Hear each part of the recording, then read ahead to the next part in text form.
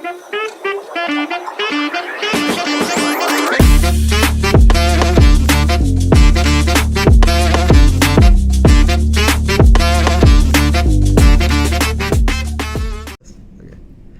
up, guys? Welcome back to another episode of the Community Corner podcast. I'm Arnav. And I'm Nikhil, and today we're diving into a transformative topic that touches us all. What? Sus? And that item is food, guys. Specifically, we're going to talk about how blockchain technology is revolutionizing the agricultural industry. Right from the farm to your plate. I think it's just so fascinating how blockchain, which is like often associated with cryptocurrency basically, is making its mark in agriculture. And many of you might be thinking, what does blockchain and technology have anything to do with agriculture and food production? But it basically promises transparency and efficiency through the supply chain, how the food travels from the farm to your plate, and just everything involved with it, including all the information. So I think it's important for us to begin by understanding the role of blockchain in agriculture. And so for our viewers, Nikhil, how exactly is this technology changing the game? For sure. So for those of you guys who don't know, blockchain is a digital ledger, right? It stores information in blocks that form an unalterable chain. So in agriculture, what that means is it's able to record every single step of a product's journey, right? From planting that to harvesting it to processing it and then distributing it to supermarkets to sell to people like us. And so what's remarkable about this is that digital ledgers are accessible to every single person involved, ensuring complete transparency.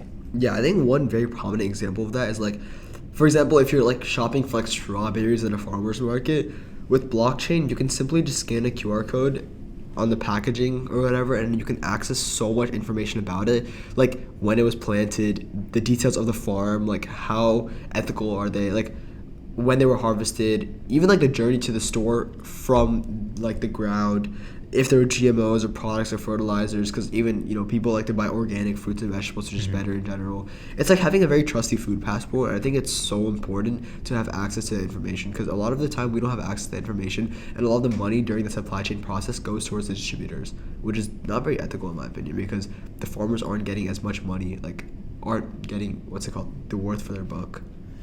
Not getting the best bang for their buck. Yeah, bang for the buck, exactly. For sure.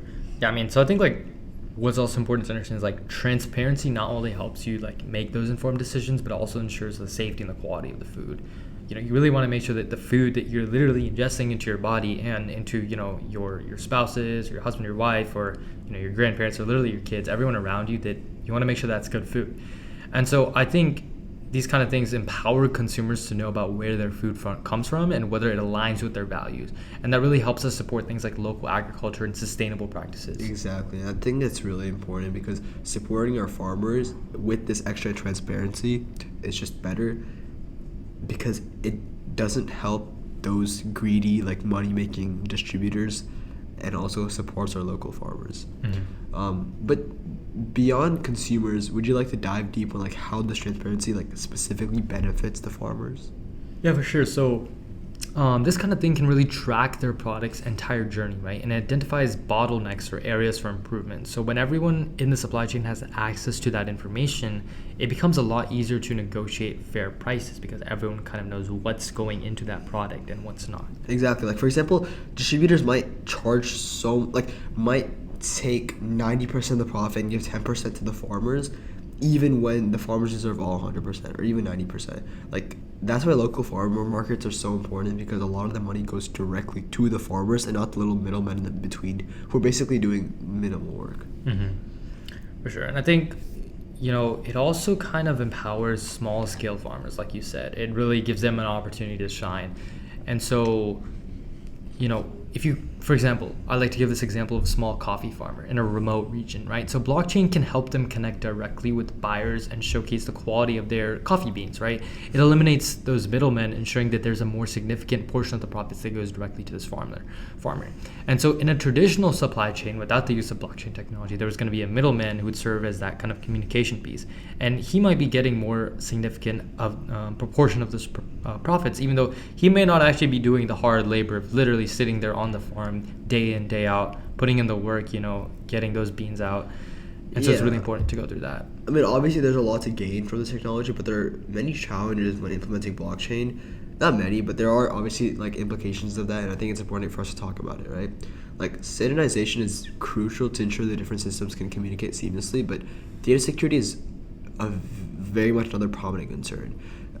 Because this information is sensitive. Like, there's a challenge of ensuring accessibility for all the stakeholders, including small farmers. So I think collaboration and like even education and just like overall people knowing what's right and what to do are key to overcoming these hurdles. For sure.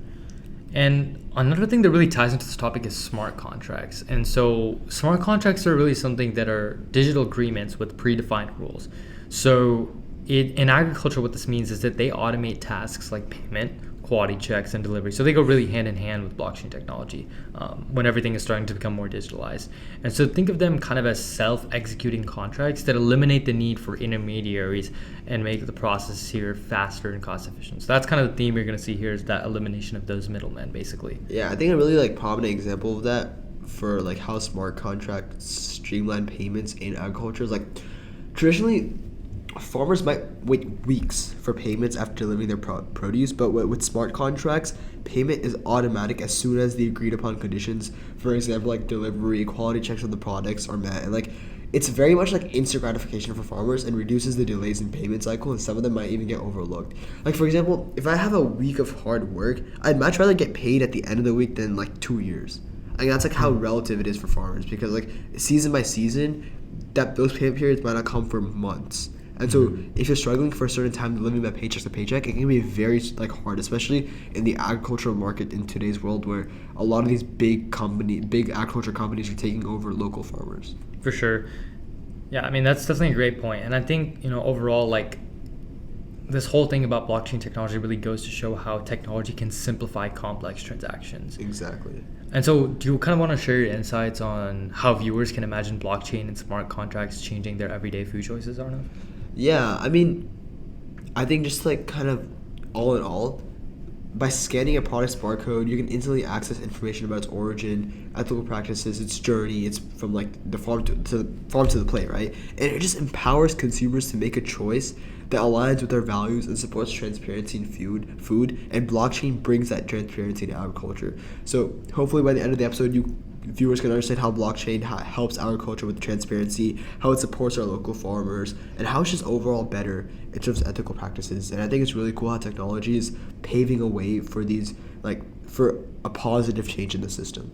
Yes, I think overall, really, I don't think that this is really just a trend or just something that's going to stay here for 10 years, but really this is something that can really stay with us for a long time. Exactly. As long as obviously agriculture is there, which it will be. Of course, hopefully. Hopefully. Yeah, hopefully, guys, we don't die from starvation, all of us. But assuming that agriculture stays there, this is something that will stay with us. And with that said, this is a very important topic to understand, especially if you want to go that route. Exactly. Even if you're not the farmer there, if you're someone that manages things like Whole Foods or some kind of local supermarket in your area, this is something that's very important to understand. It's a new and upcoming trend.